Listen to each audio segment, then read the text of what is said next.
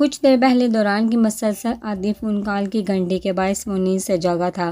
दौरान ने पैगाम में कोई वीडियो लिंक भेजे थे जिनको देखकर उसका दिमाग घूम गया था। उसके पैगाम में कुछ और तफसील भी थी जिसमें वो उस लड़की को बचाने के बारे में उसे कुछ बता रहा था। अनल ने उसे तफसील पर फटी पड़ी आंखों से सरसरी निगाहें दौड़ाईं। वो हर बार की तरह मामले की तय में गुस्सा चला जा रहा था। अब भी उस मामले के दलदल में टांगों से आगे दर तक पेवस्त होने के बाद वो उसे सब बता रहा था। पैगाम स्क्रीन बंद किए वो दौरान को फ़ोन मिला चुका था। फ़ोन की घंटी के साथ साथ उसके दिल में होप का साया भी डेरे डाल रहा था। इस तरह के मामलों में दौरान उसके साथ हमेशा से यही सब करता था। उसे बिना बताए सारे काम करता था। वो जानता था कि अनल उसे ये सब कभी नहीं करने देगा। गुस्से से ना सिर्फ अनल का चेहरा सुर्ख हो रहा था बल्कि एक अनजाने से खौफ के बायस वो बार बार पेशानी पर आते ठंडे पसीने साफ कर रहा था। दूसरी दफ़ा की फ़ोन बेल पर वो फ़ोन उठा चुका था। उसके फ़ोन उठाते ही अनल उस पर बरस पड़ा। दौरान ये सब क्या है सब जो मैं देख रहा हूँ। वो बेड पर बैठा था। अब उसके फ़ोन उठाने पर बेचैनी से उठ कर खड़ा हुआ। यही है सब जो मैंने दिखाया। उस लड़की को मदद चाहिए। दौरान ने किन आँखों से कुछ दूर बाजू को रगड़ते जवी की तरफ देखा। वो लोग अब भी टेरेस पर ही मौजूद है। जवी अब कुछ दूरी पर कुर्सी पर बैठी थी जबकि वो झूले में बैठा था। यहाँ रात में दिन जैसी चहल पहल थी और दिन में रात जैसी खामोशी थी। सफ़ेदी फैल चुकी थी। हर चीज़ रोशन थी। दोनों पाँव फर्श पर जोड़े वो झूले को अपने वजन से झूलने से रोके हुए था। कैन के पाइप से तैयार किया हुआ झूला आधे अंडे की शक्ल का था जिसके ऊपरी सिरे को मोटी जंजीरों की मदद से छत से पेवस्त किया गया था। फ़ोन की दूसरी तरफ मतवजा अनल उस पर मुसलसल चीख रहा था। हर मुश्किल में वो उसके माँ बाप का किरदार बाखूबी निभाता था। तुम पागल हो। आज मैं सारी दुनिया की कही हुई बात की तस्दीक करता हूँ। तुम पागल हो। क्या ज़रूरत थी ये सब करने की एक अनजान लड़की के लिए? क्या पता वो झूठ बोल रही हो। इन जैसी हज़ारों ऐसी होती है। क्या सबको बचा सकते हो तुम? बचा सकते हैं हम। अनल एक एक लफ्ज़ गुस्से में चुबाते हुए कह रहा था।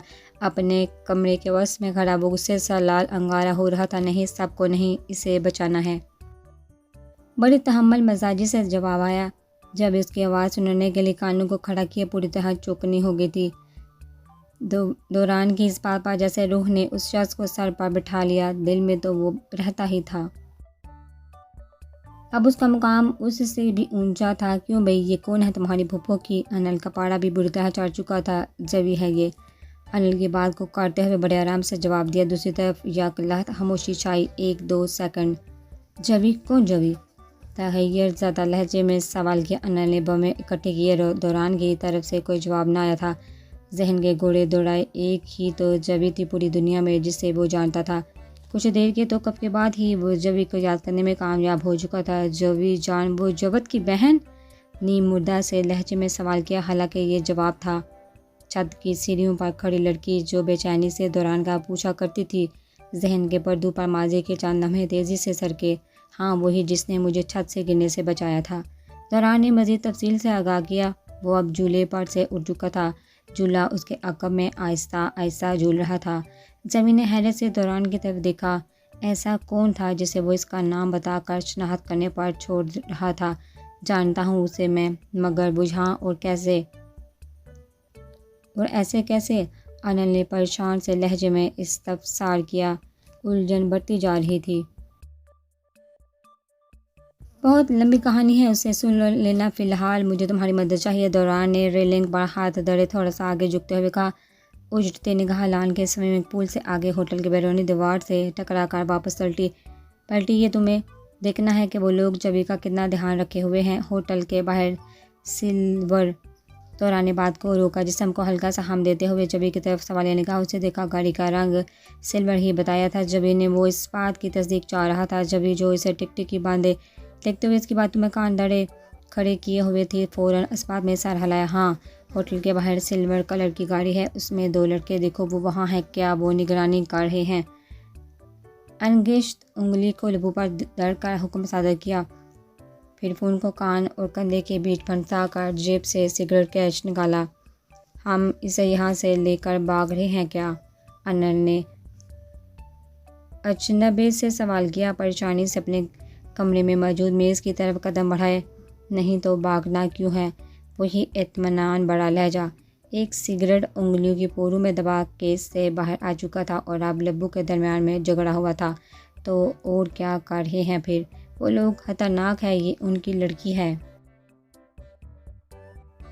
अनिल फिर से बढ़म हुआ। मेज़बा पड़े जग से पानी गिलास में उंडेला।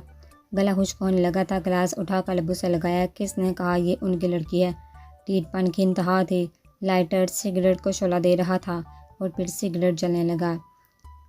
बाबू के साथ आंखों की पुतलियां बिलम्हाबाद को सुकड़ी, जिनमें रत जग्गे की वजह से हल्की सी लाली नमाया थी। मतलब अनिल ने अबरू उचकाया, खाली गिलास वापस मेज़बा रखा। क्या वो ये सब प्रूव करने आएंगे कि ये उनकी लड़की है? कभी नहीं। वो चुप कर ये जंग लड़ेंगे। बड़े आराम से जवाब दिया। फ़ोन को बाएं हाथ से कान को लगाए और दाएं हाथ से सिगरेट को उंगलियों में दबाया। वो ऐसा ही करेंगे, लेकिन वो इससे छोड़ेंगे भी नहीं। दौरान ये बहुत मुश्किल है। मुझे उस दिन से खटक रहा था कि तुम यूं क्यों सब करते जा रहे हो। देखो अभी भी मैं कह रहा हूँ, इसे चुपचाप पुलिस के हवाले करते हैं। That's it. अनिल ने हवा में हाथ से लकीर खींची, जैसे कोई पत्थर पर लकीर खींच दे। दूसरी तरफ दौरान का खोखला मगर तंजिया सा कहका गूंजा। हाँ, पुलिस के हवाले करते हैं ताकि वो लोग किसी न किसी तरह इसे वहाँ से उठा लें। ये मदद तो ना हुई। दौरान अब अपने इरादे से बिल्कुल पीछे हटने वाला नहीं था। सिगरेट का धुआं पल भर को उसके चेहरे के आगे मंडलाता था, फिर हवा में घुल कर छट जाता। अनिल ने गहरी सांस खारिज की, जैसे कोई हथियार फेंक दे। तो तुम क्या उसे अपने साथ लेकर जाओगे? नहीं, पाकिस्तान पहुंचाना है उसे। पुरअज़्म लहजा, बेहूफ आंखें, मजबूत इरादे। ज़मीन ने चूंकि निगाह उसके चेहरे पर टिका दी। वो क्या था तो आज समझ आने लगी थी। वो उसकी ज़िंदगी में ना होकर भी क्यों हर पल था। उसकी एक मुलाकात क्यों उसके हर रिश्ते पर बारी हो गई थी। वो उसकी ज़िंदगी में एक अहम हिस्सा था। उसका लाशऊर बहुत पहले उसे पहचान चुका था। यही वजह थी वो और उसका दिल उस तरफ खींचता था। उसकी रूह उसके लिए तड़पती थी। सामने इस ठठरते टेरेस की रेलिंग से टेक लगाए सिगरेट के धुएं के मरगोले बनाए वो शख्स आज फिर से उसके रगोपे में सरयत करने लगा था। वो सच जैसे इतने अरसे से वो जो चलाती रही थी। दिल आज सरहम की उसे तस्लीम कर रहा था। वो उससे मोहब्बत करती थी, बेपनाह मोहब्बत, रूह की गहराइयों से की जाने वाली पाकीज़ा मोहब्बत, जिसमें महबूब की एक झलक की तलब ही काफ़ी होती है।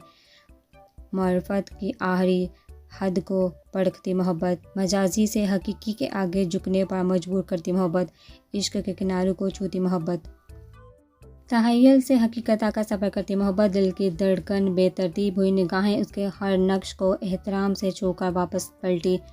वो उसे लिताओ के मुतालिक सारी मालूमात दे चुकी थी।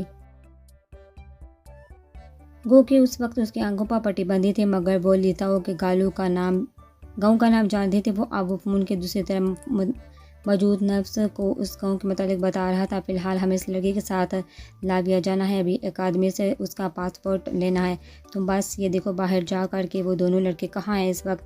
वो अपनी आगे की मुकम्मल प्लानिंग उसे एक ही सांस में बता गया। अनिल ने लब बेंते बोलने के लिए कुछ नहीं रहा था। दौरान की तरफ से फ़ोन बंद हो गया था। मलक हाउस में आज चहल पहल मामूल से हट कर थी। असर के बाद का वक्त था। पूरे घर में बहुत से लोगों की आवाज़ों का बेहंगम शोर बरपा था। तलत की शादी के बाद अब जाकर घर में रौनक लगी थी। अजमत की बेटी फ़ाइका अभी 16 वर्ष की हुई थी, लेकिन रिश्ता अच्छा मिल जाने के बायस उसकी निस्बत तय कर दी गई थी। बज़ाहिर तो इस तकरीब में करीबी रिश्तेदारों को ही मदऊ किया गया था, लेकिन फिर भी घर बार में धमा चौकरी जैसा समा था। फ़ाइका के ससुराल वाले हाथ से दौलतमंद थे, इसलिए तकरीब भी उनके शायान रखी गई थी। अजमत ने तो एड़ी चोटी का जोर लगाया कि कहीं तकरीब बाहर होटल में रख दी जाए, लेकिन असफन और जावर ने मलक हाउस के लान को ही काबिल कबूल हालत तक सजा दिया था। छोटे से लान के वस्त में स्टेज बनाया गया था और उसके सामने मेहमानों के लिए कुर्सियां लगाई जा रही थी। दौरान स्टेज के आगे बिखरे बालों और मलकजे हुलिये में कुर्सियां लगवा रहा था। सबर और सियारंगी चकदार शर्ट के नीचे घिसी सी नीली जीन्स में मलबूस वो 16 साल दौरान आज सुबह से घर के ना ख़त्म होने वाले मुख्तलिफ कामों में जुटा था। घर में किसी को ख्याल तक न था कि उसके सालाना इम्तहानात हैं। होता भी कैसे, घर में किसी को ढंग से ये नहीं तक पता था कि अब वो 10वीं जमात में है तो उसके इम्तहानात इम्तहानात का हक पता होना था। लान की घास की कटाई कल शाम को कर दी गई थी। अब कुर्सियों की साफ सफाई करने के बाद उनको कितार दर कितार लगाया जा रहा था। दौरान बात सुनो, सोनिया ने पोरे से आगे आते हुए उसे हाँक लगाई। नीले रंग के बारी बड़कम जोड़े को संभालती वो अब पोरे से आगे लान के पास आ रही थी। दौरान सजावट वालों से अब स्टेज के पीछे फूलों की सजावट करवाने में मगन था।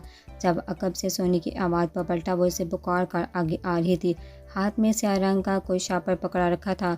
वैसे तो वो गड़बड़ का मुलाजिम ही था, लेकिन सोनिया तो उस पर अपना अलग ही रूप समझती थी। दौरान को अपनी तरफ आता देखा वो शापर से कुछ बाहर निकाल रही थी। दौरान बिल्कुल उसके सामने आकर खड़ा हो गया। निगाह बेसाहता उसके हाथों पर गई। सोनी के हाथ में तयशुदा स्याह ड्रेस पैंट और सफ़ेद शर्ट टी शर्ट को अच्छी तरह इसे करके पुरानी सी नई बनाने की भरपूर कोशिश की गई थी। ये जोड़ा रख लो, आज शाम पहनने के लिए। शापर समेत उसने पैंट शर्ट दौरान की तरफ बढ़ाई। दौरान ने लब्बे निगाह जैसे ही जोड़े पर डाली वो फ़ौरन मसनूई मुस्कान सजाती तेज़ी से गोया हुई। अहमद का है, उसने बस कोई एक दफ़ा ही पहना था, इतना पुराना तो नहीं है। हजल लहजे में वजाहत दी। अहमद सोनिया और रूबी का भतीजा था और दौरान का हम उम्र था। जावा ने बज़ाहिर तो दौरान को गोद नहीं दिया था, लेकिन उसकी जॉब में तरक्की होने के बाद दौरान के कपड़ों जूतों का हर्ज वो उठाता था। अभी फ़ायका की निस्बत की तकरीब के लिए उसने सोनिया को राहब और सबरीना के साथ साथ दौरान के नए जोड़े के पैसे भी दिए थे, लेकिन वो हर दफ़ा की तरह तकरीब पर भी अपने भतीजे का है उतरा हुआ जोड़ा दौरान के लिए उठा लाई थी। दौरान ने जोड़े और शाबर को थमा और खामोशी से सर झुकाए पलटा। सुनो, अकब से सोनी ने फिर से पुकारा। उससे पहले कि वो पलटता सोनी खुद ही आंखें घुमाती उसके बिल्कुल सामने आ गई थी। जावर, तुमसे पूछें तो यही बताना तुम साथ गए थे और ये अपनी पसंद से लिया है।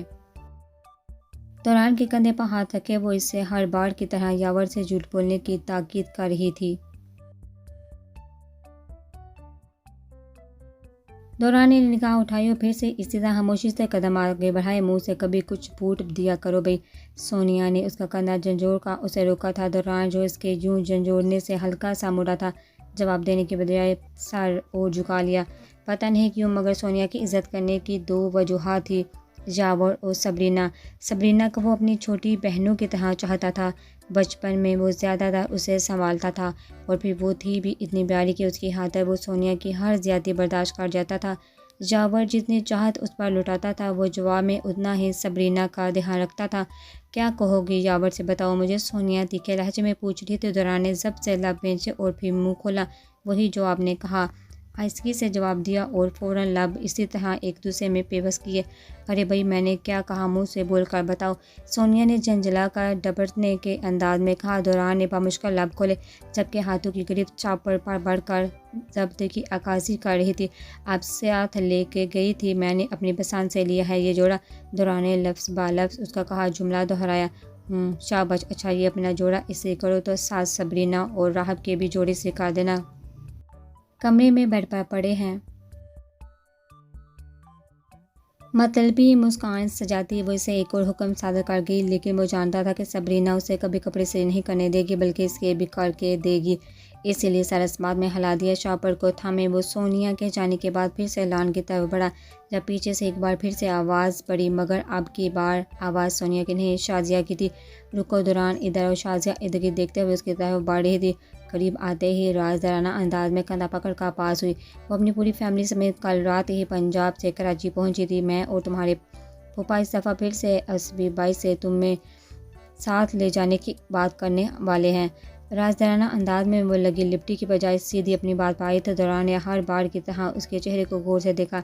देखो, तुम अब बड़े हो गए हो, समझदार हो, अपना अच्छा बुरा जानते हो। ये सब तुम्हारे अपने, तुम्हारे सगे नहीं हैं। मैं तुम्हारी सगी फूफो हूँ, नवीन बाई की सगी बहन। असल में तो तुम्हें मेरे पास होना चाहिए, मेरे घर।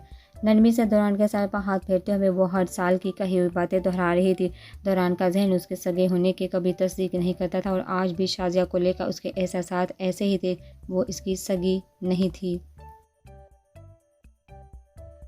वो दौरान के जहन के एहसासात से यकसर अनजान अपनी ही कही जा रही थी।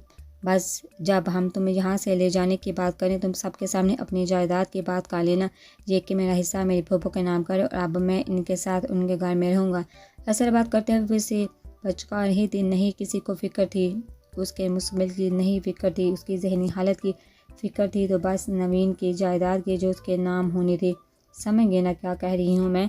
वो दुरान के थोड़ी थामे मोहब्बत से पूछ रही थी। दुरान ने आहिस्ती से सर को इस्बात में हिलाया। ऐसे नहीं भाई, बोल के बताओ क्या कहोगे असफी बाई से? शाजिया ने सर को नफ़ी में हिलाते हुए फ़िक्रमंदी से पूछा। दूसरी तरफ खामोशी थी।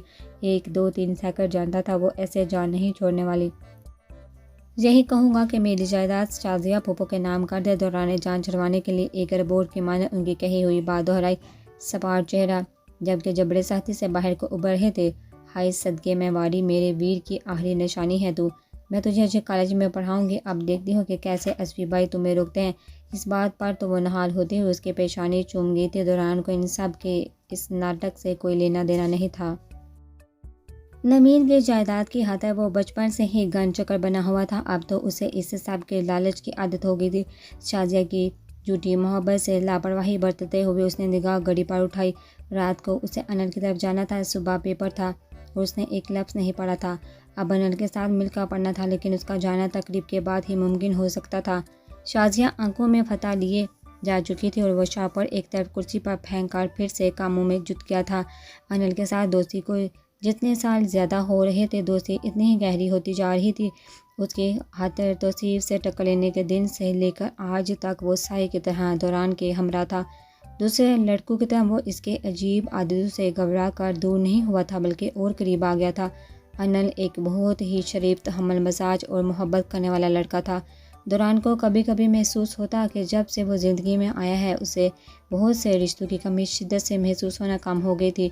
वो एक ही वक्त में उसके बहुत से रिश्तों के एहसास से उसे आशना करता था। दोस्त, भाई, माँ बाप, मोहसन, गमसार, वो इसके लिए सब था। ऐसा सिर्फ वो अनल के लिए नहीं, बल्कि अनल भी उसके लिए यही सब एहसास रखता था। दुरान की आँख का एक इशारा मिलते ही वो सब काम छोड़ देता था। हर वक्त उसके चेहरे पर हल्की सी हंसी दिलाने की कोशिश में रहता था और चुप बैठा होता तो घंटों उसके साथ चुप बैठा रहता। उसके गुस्से को आराम करने से लेकर उसको समझाने और फिर उसके हर झगड़े में उसके शाना बशाना खड़ा होता था। दुरान गलती करे या सही, वो कभी उसका साथ नहीं छोड़ता था। शिंगाई में दोपहर का 1 बज रहा था। हवा अजीब हल्की और बारी पानी लिए हुए थी। सूरज बादलों की ओर में छुप गया था। शिंगाई की इमारतों इर्द गिर्द जगहों में घूमते लोग आज बाकी दिनों के निस्बत कम नजर आ रहे थे। शिंगाई की सर्दी से ये दोपहर शिवन, हार्वी और ब्रोस के लिए बहुत भारी साबित हुई थी। उनके जागते ही मुसीबत का पहाड़ उनका मुंतज़िर था जो उनके सर पर आन गिरा।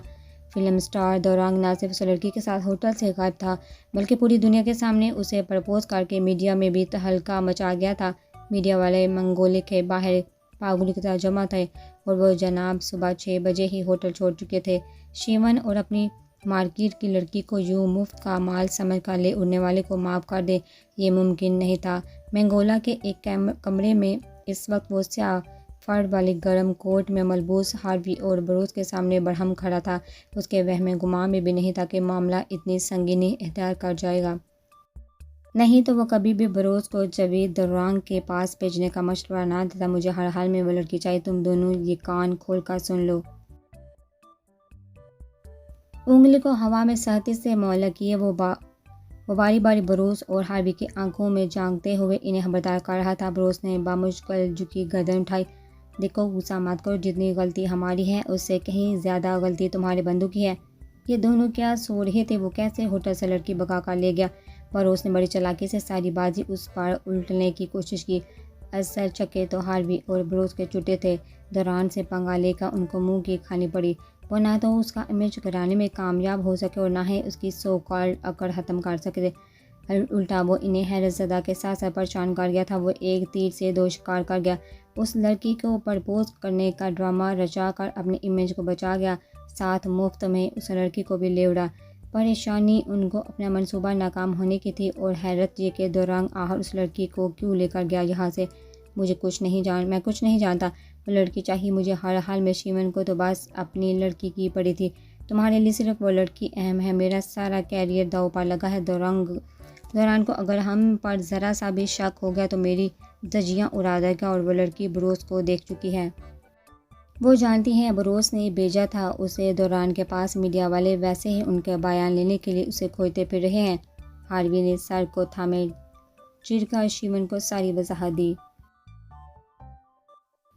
शीमन लम्हा भर के लिए चुप हुआ। कुछ देर पुरशोक इन दोनों के उतरे चेहरे को देखने के बाद गहरी सांस दी। बरोस से तुम और फिर तुम से वो मेरी तक पहुँचेंगे, इसलिए पता करो वो दोनों कहाँ हैं। दोनों का काम तमाम करना है, शीमा ने अटल लहजे में फैसला सुनाया। हार्वी उछल कर तेजी से उसके करीब आया। ओह नो नो, दौरान मेरी फिल्म की शूटिंग के सिलसिले में यहाँ आया है। अगर वो मारा गया तो मैं इन्वेस्टिगेट होऊंगा। ये मत बोलो, लड़की आम है, लेकिन दौरान आम नहीं। उसका कत्ल करके हम फंस जाएंगे। हमें इन्हें तलाश करना है सिर्फ, और इससे उसे ये बिल्कुल नहीं पता कि उसकी ये वीडियो बनाने और लीक करने में हमारा हाथ है। हार्वी ने बात मुकम्मल की और बारी बारी दोनों की तरफ देखा। शीमा ने कमीनगी से नाक सुकड़ा, गर्दन को जोर से दाएं बाएं झटके दिए। वो लड़की मैं हर हाल में लेकर रहूँगा, फिर चाहे उसके लिए मुझे उस दौरान की खोपड़ी भी उड़ानी पड़े। सहत लहजे में आंखें निकालते हुए उसने फैसला सुनाया और फिर तेज़ी से लंबे लंबे डाक बढ़ा उनको खौफजदा छोड़कर वहाँ से चला गया। टैक्सी मुतवाज़न रफ्तार से तारकोल में लिपटी शफाफ सड़क पर चल रही थी। वो सुबह 6 बजे से टैक्सी बदल कर लाबिया के लिए निकले हुए थे। होटल से निकलते वक्त वो तीनों एक साथ नहीं बल्कि अलग अलग निकले थे। वैसे भी शीमन के दोनों आदमी सुबह के 6 बजे बेखबर सो रहे थे। बरोस ने इन्हें लड़की की वापसी का वक्त सुबह 10 बजे का दिया था। होटल से देर निकलने के बाद अलग अलग टैक्सी लेकर वो इकट्ठी एक मार्केट में हुए थे। दौरान ने जवी को अपने गर्म कोट दिया था, जिसमें मुकम्मल तौर पर वो खुद को डाम का बाहर निकली थी। मार्केट पहुंचने के बाद पहले उन लोगों ने जवी के कपड़े, जूते और हुलिया तब्दील करवाया था। वो अब गहरे नीले रंग के पैरों तक आते गर्म कोट के ऊपर सुनहरा रंग का स्कार्फ ओढ़े हुए थे। चेहरा अब हर किस्म के मेकअप से आड़ी शफाफ और मासूम लग रहा था। मार्केट से वो तीनों एक टैक्सी में इकट्ठे हुए थे, लेकिन दौरान के मंसूबे के मुताबिक वो लोग मुख्तलिफ जगहों पर रुक रुक कर टैक्सी बदल रहे थे। दोनों ने अपने मोबाइल फ़ोन बंद कर रखे थे। दौरान अगले नशिस्त पर ड्राइवर के साथ, जबकि अनल पीछे जवी के साथ बैठा था। अनल मुसलसल जवी से मुख्तलिफ सवाल कर रहा था। वो इसके अल्फ से लेकर जे तक दास्तान सुन चुका था। दौरान खामोशी से सिर्फ उनकी गुफ्तगू सुन रहा था। दौरान ने पूरे सफ़र में एक दफ़ा भी उसकी तरफ नहीं देखा था, जबकि वह हर टैक्सी बदलते वक्त उसे नज़र बार कर देख रही थी। आप लोग लाइनर एरिया से क्यों चले गए थे? अब अनल उसे लाइनर एरिया छोड़ जाने के मतलब पूछ रहा था, क्योंकि इस मौके के चंद महीनों बाद ही वो लोग फ्लैट छोड़ गए थे। जवी ने निगाह गोद में रखे हाथों पर जमाई। अब्बा पर बहुत कर्ज था, वो बीमार हुए तो उनकी मुलाजमत भी ख़त्म हो गई। हमारे पास इस फ्लैट को बेचने के अलावा और कोई चारा नहीं थे, इसीलिए वहाँ से शिफ्ट हो गया। बहुत आयसगी से वो अनल के हर सवाल का जवाब दे रही थी। अनल इससे शादी की मुकम्मल तफसील ले रहा था। आपने जो भी बताया उसके मुताबिक तो ये एक चाइनीज़ गिरोह है जो आपके अलावा और भी बहुत सी लड़कियों को यहाँ लाए होंगे। इसकी बात मुकम्मल होने पर अनल ने पुरशोक लहजे में पूछा। जब ने इस बात में सर हिलाया। जी बिल्कुल, मेरे ग्रुप में हम 10 लड़कियाँ थी, हमारी शादी भी इज्तिमाई हुई थी। उन लोगों ने कुछ दिन हमें पाकिस्तान में ही एक बंगले में रखा। उनके ग्रोह में चंद पाकिस्तानी भी शामिल थे। जवी ने इस तरह आइसकी से बोलते हुए आगाही दी। अनल चंद लम्हे पुरशोक निगाहों से उसे देखते हुए चुप रहा। आप बिल्कुल फिक्र ना करें, आप ना सिर्फ सही सलामत पाकिस्तान पहुंचेंगे बल्कि इस गिरोह को भी बेनकाब करेंगे। दिल से हर तरह का खौफ ख़त्म कर दे। अनल ने शाइस्तगी से मुस्कुराते हुए पुरअज़म लहजे में उसका हौसला बढ़ाया। दौरान मानीहिस मुस्कुराहट के साथ गर्दन घुमा कर अनल की तरफ देखा। अंदाज वाह बई वाह वाला था। अनल ने हलचल होकर निगाह चुराई तो वो मुस्कुराहट छुपाता हुआ सीधा हुआ। कितनी देर अभी बाकी है? अनल और चुप बैठे। अब वो दौरान से सवाल कर रहा था। बस कुछ दूर है, दौरान ने मुख्तसर जवाब दिया। जवी को सांस अटकता हुआ महसूस हुआ, जैसे जैसे गाड़ी ने रास्तों पर सफ़र कर रही थी। ना चाहते हुए भी जवी की रीढ़ की हड्डी में खौफ की सनसनाहट बढ़ रही थी। बेशक दौरान और अनल के साथ ने उसका हौसला बढ़ा दिया था, लेकिन वो जानती थी सब इतना आसान नहीं है। शायद वो अपने साथ उन दोनों की ज़िंदगी को भी दांव पर लगा चुकी थी। आंखों की पुतलियों में मोटे मोटे आंसू तैरने लगे। नशिस्त की पुश्त से सर टकाए उसने जल्दी आंखें मूंद ली। नींद ने कब अपनी आगोश में लिया खबर ना हुई।